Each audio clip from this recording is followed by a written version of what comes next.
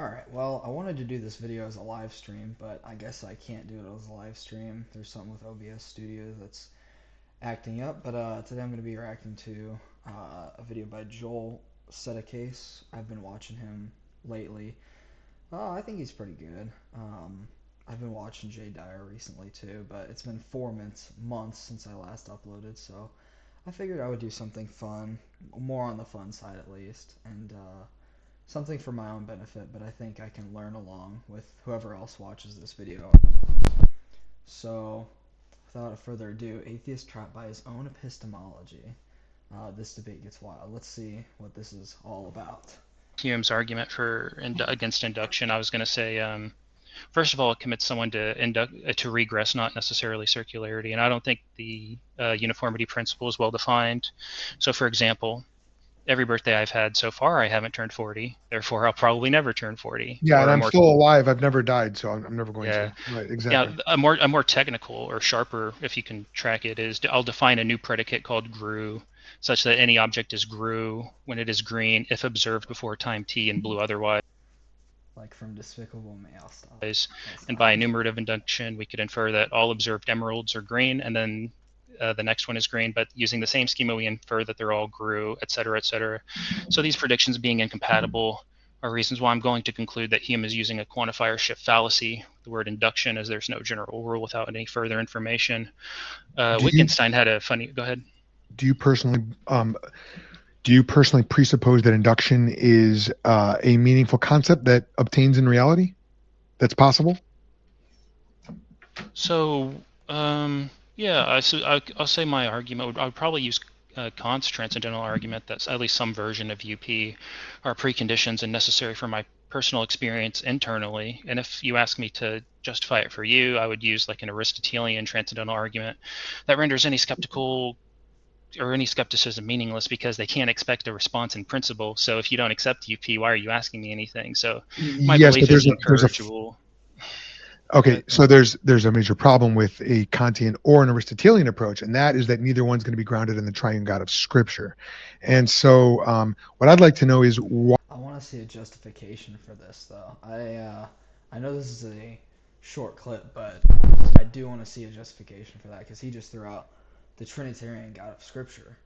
But they were just talking about the uniformity of nature. Obviously, I agree that divine sovereignty gives way to the uniformity of nature, and how there's a normal regularity of things, and we can expect things to be like the past. And if the universe is just flux, then there's really no reason to believe that. But I want to see a justification for the Trinitarian God of Scripture. That's just me personally also.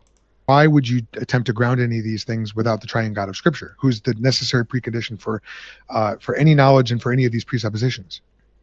How do you justify these presuppositions? So probably for virtue theoretic reasons. I mean, God is like a pretty huge commitment to introduce into your metaphysics. But if he's okay, all right, but if God is a pretty huge commitment to put into your metaphysics, where is he getting that value judgment? Because he is starting with his own assumptions. He is starting with his own assumption of not God, not the triune God of Scripture. So where is he getting his starting points, and do those justify the transcendentals that they're both talking about, namely uniformity right now? But I'm sure maybe they'll get into some other transcendental. If he's necessary, sorry, go on. Yeah, if he's necessary, then yeah, you have to, but he doesn't seem necessary, at least for the reasons demonstrated thus far. How do you ground the laws of logic without in a non-arbitrary way without the triune God of Scripture? There we go. The laws of logic, there we go.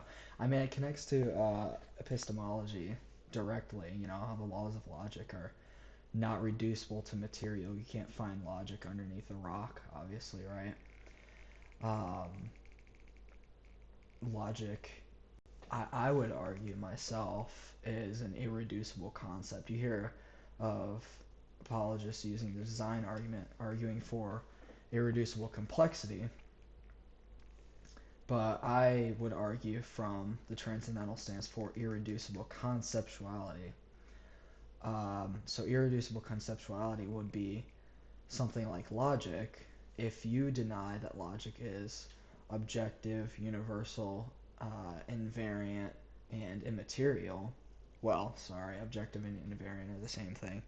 But invariant, universal, and immaterial, then you have a self-contradictory, incoherent concept of logic itself.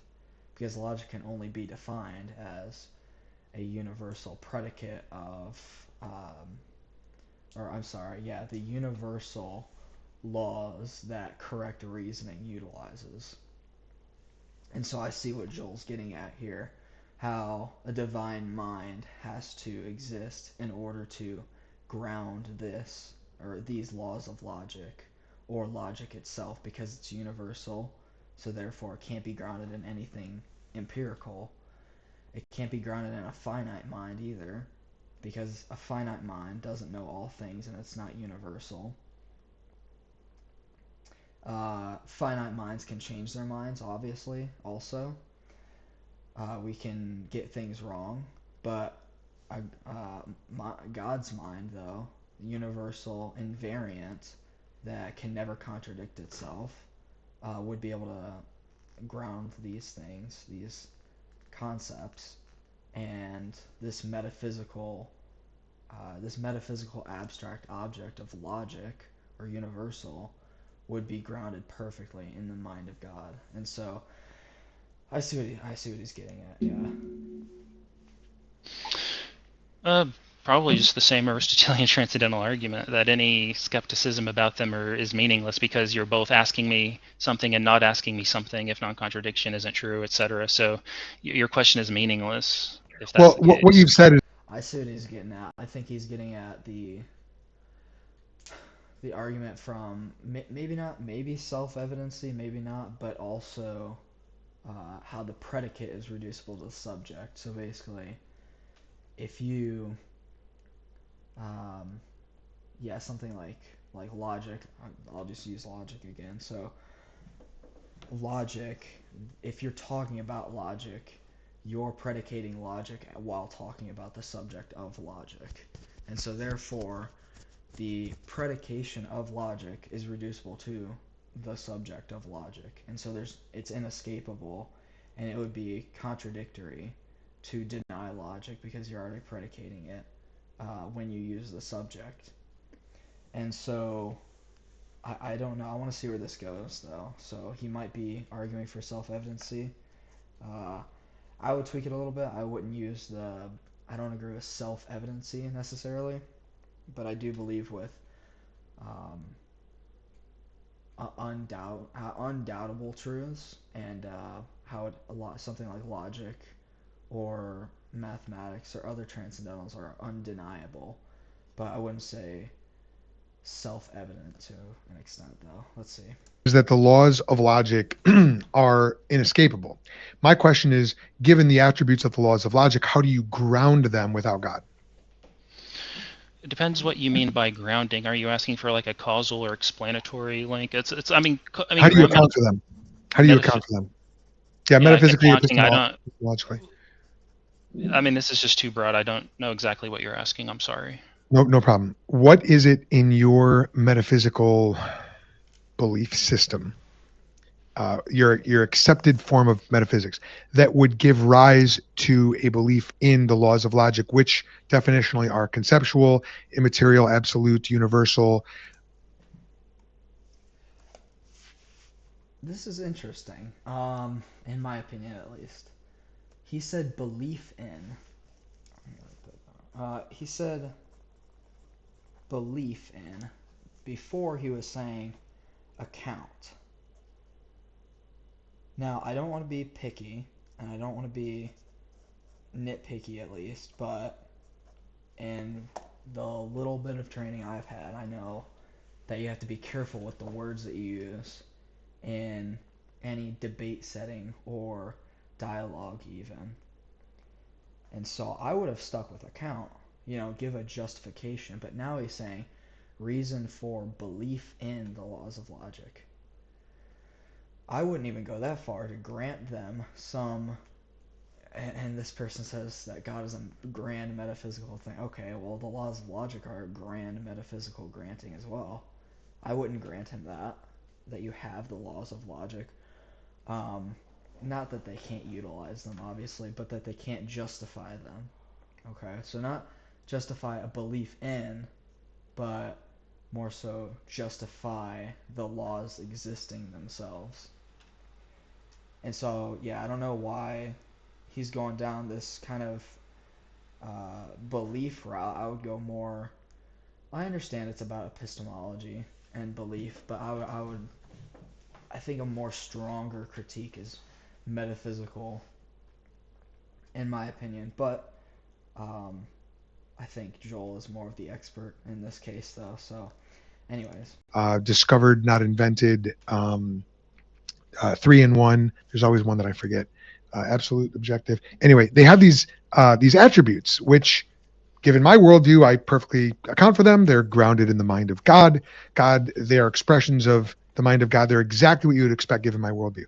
Having seemingly arbitrarily ruled out the very obvious existence of that God, the one true God, what is it in your foundational beliefs, namely your metaphysics and your epistemology, that would ground both the existence of these laws, or call it the reality of these laws, and your ability to know them? That's like 15 different questions, but I'll try to respond as. No, just two questions. Two questions. One is your epistemology and your metaphysics lead to logic. boom. How? One question.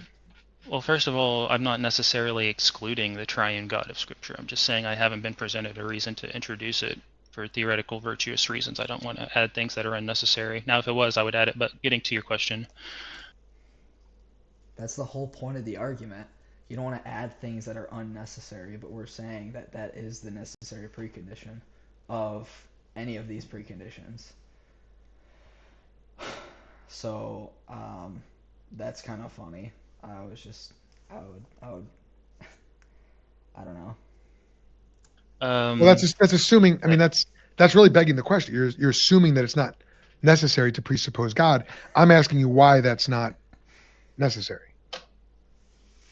Well, why I do, I guess initially, for those reasons, I mean, it doesn't seem to be necessary. I guess I could use some sort of like phenomenal conservatism. I was just about to say, I think he's, phenomenal conservatism. I don't think I've watched this video before. I mean, I might have, but it must have been a long time ago. I mean, yeah, you're getting my new thoughts on it. It's not like I watched this today, yesterday, last week, anything like that. But phenomenal conservatism. I mean, I was even thinking of being a phenomenal conservatist for a while, and I can change my mind on a lot of things. But I think really at the core level, it's just, oh, if it seems like that way to me, then it's that way until I get represented, or until I get presented a defeater. I mean, I really just don't think that that's sufficient. I think that would reduce into some sort of subjectivism. Because if nobody verbally gives you a defeater, you could believe that, you could believe a lot of different things, but nobody verbally gives you a defeater. You could still believe in the existence of dinosaurs, for example, but nobody gives you a defeater for that belief, and so therefore you go on believing in dinosaurs still. Now I know I'm very rudimentary in this. I'm still learning, but I just don't think that's a very good epistemology. At least with justifying what you can know, because I think there's a good dichotomy between your source of knowledge and your justification of that knowledge. And so justification systems would be things like foundationalism, coherentism, I think intuitionism, maybe. I think that's more and more moral philosophy. But then also like the source of knowledge, like where do we get knowledge from in the first place? And that would be basically mainly empiricism, rationalism. Let's see. Yeah. All right. Let's move on. Such that, I mean, it doesn't seem to me, and I would have like prima facie justification for not believing it. How would you justify that? Justify phenomenal conservatism? Yeah, how would you justify the deliverances of your, whether it's Really, this intuition is or what I want to hear. perception, as being even 1 degree, 1% certain or reliable? How do you justify that without already presupposing all these other preconditions, all these other presuppositions, which all rest upon? That is so true. I didn't realize that yet. Even in phenomenal conservatism, you still have truth. You still have truth. Uh, that needs to be defined and defended. Is truth relative? Is it universal? Is it material? Obviously not. It's like I don't know. If somebody knows how truth can be material, please put it in the comments. But um, you have a self that is doing this epistemology, this phenomenal conservatism. Actually, you have some sort of ethics, actually, because you are making value statements. Why ought you to have some sort of knowledge that is pointed more towards true things than false things? Um, why ought you to be more conservative and believe things only if you're presented with defeaters for the things that you don't want to believe, or proofs that you do want to believe, or sorry, that are true things, not replace want to with true. Sorry, I misspoke there. So actually, there is some sort of value being presupposed in this, that we should avoid the false things, false propositions, and obtain more true propositions in phenomenal conservatism. If I'm wrong about that, please correct me. But really, that presupposes some sort of ethics, which, in his phenomenal conservatism at least, hasn't been justified. And so, really, yeah, I agree with Joel 100% here. Um, there is a whole host of other things that are being presupposed here. All right, so let's move on then. God, like what is it in your metaphysics? Not just your perception, but your metaphysics and your epistem. Yeah, well, I guess we're going back to epistemology now because you made a claim about what you perceive and what seems to you to be reasonable. I'm asking you for your metaphysical and epistemological presuppositions which give rise to your belief in the validity of that perception. Does that make sense? Not really, but I'll try to answer. So, like What ground are you those, standing on? Where are you standing? What's your foundation? um,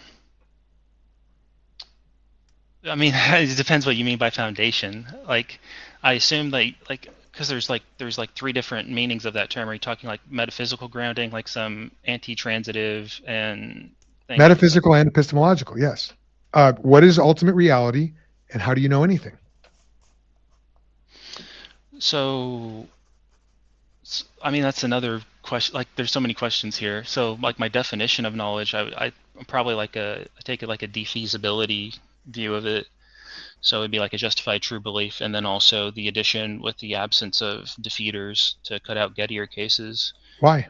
And it seems to be the most accurate at capturing my pre-theoretical notions of what knowledge is. It's sort of like a semantic question. So it seems to you that that's the most correct or reliable epistemology.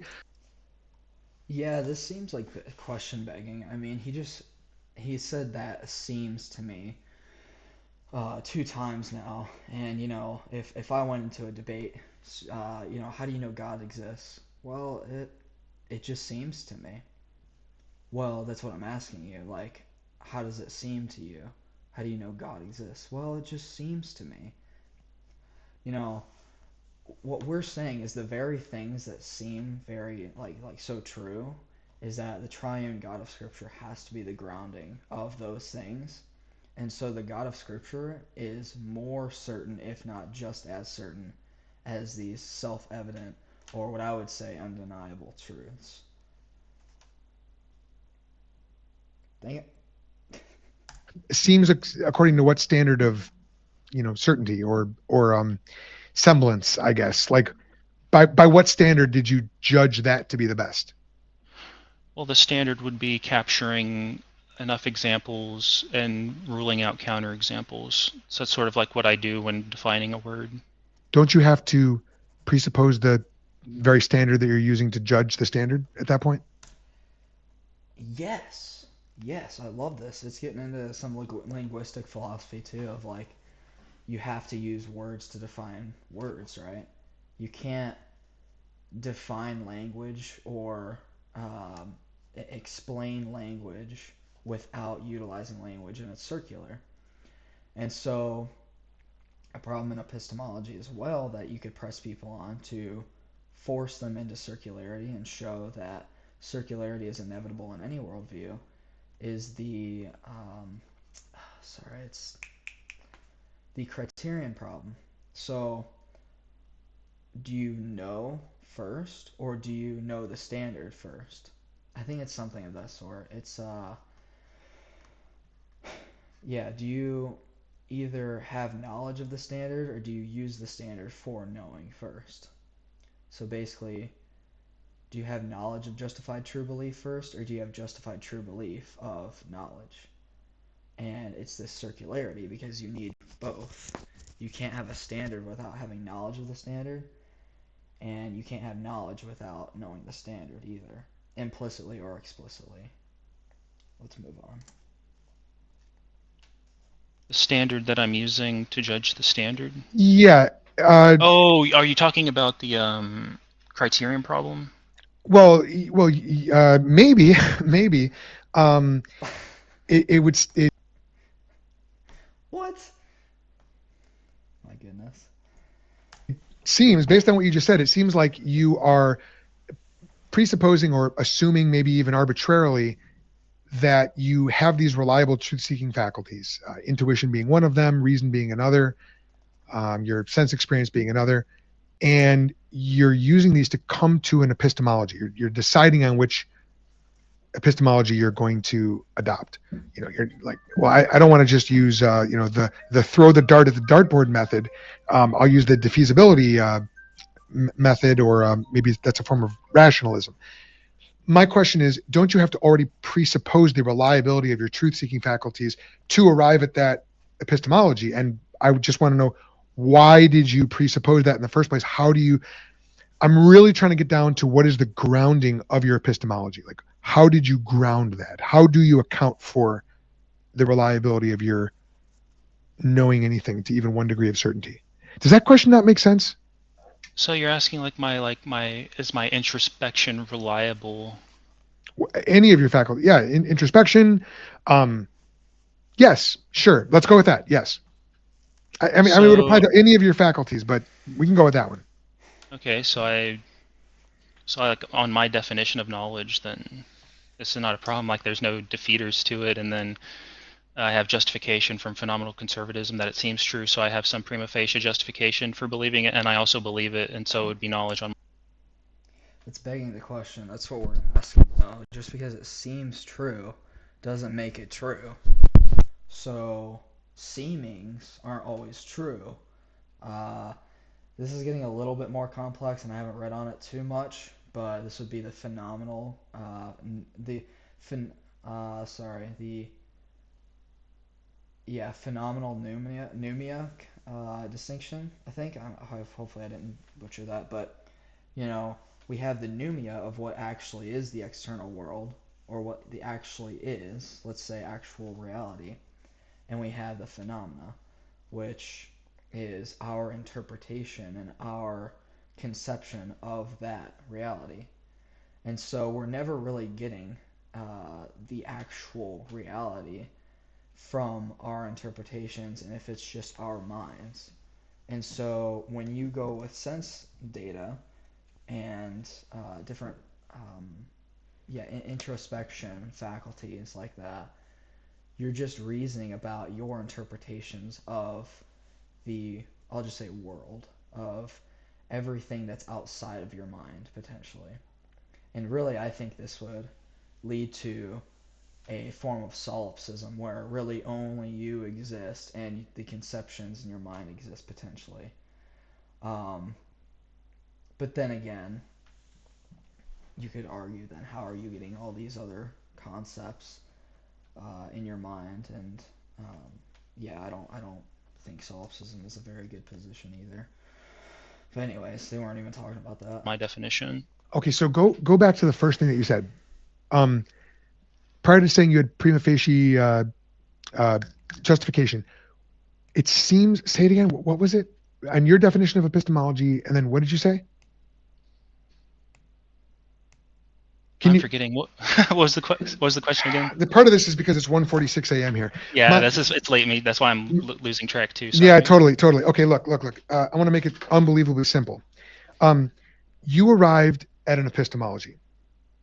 I presume your goal was not to randomly pick an epistemology arbitrarily. I'm presuming that you believe you have a justification for deciding on that epistemology.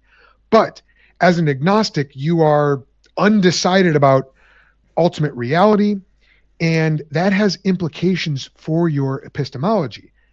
What I'm looking for is how did you land on that epistemology outside of an arbitrary process like I just picked one? So it's like a semantic question. Like you're asking me like what I mean by knowledge, and what I mean by I'm knowledge is not. what I defined it to be. And Okay. so if you're asking me, like I'm not clear on what you're asking me. Okay. It sounds like the That criterion problem. Like how do I know what's knowledge or something? But Not quite. It's literally you have to assume or presuppose an epistemology in order to arrive at your epistemology. And unless you just do it arbitrarily, it's going to be viciously circular. You have to already presuppose you're begging the question in favor of whatever your chosen epistemology is, and you might try to justify it, subsequently by saying, "Yeah, this works for me." But if it's based in a non-rational, arbitrary process in the first place, everything that follows from that is going to be non-rational. That is true. Um, I think when people try to choose their epistemologies, they point and pick out things that are like, oh, this is unreasonable, or um, you know, uh, just different things of that sort. And I understand what he's saying, that these epistemologies are kind of arbitrary, like phenomenal conservatism. What makes being conservative about your epistemology more valuable knowledge than just purely arbitrary and flux knowledge? You just accept every proposition as true, even if there is contradictions.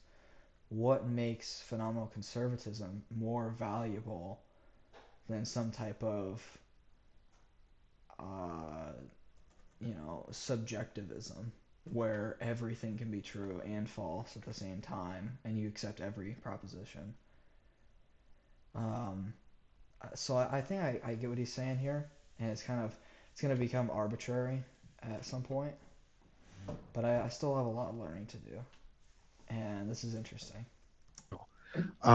Definitionally. So trying to see how you avoided that, but we'll have to pick it up again I another time. guess yeah, another time. I'll just say like there's these things, and I just want to call these things knowledge, I guess.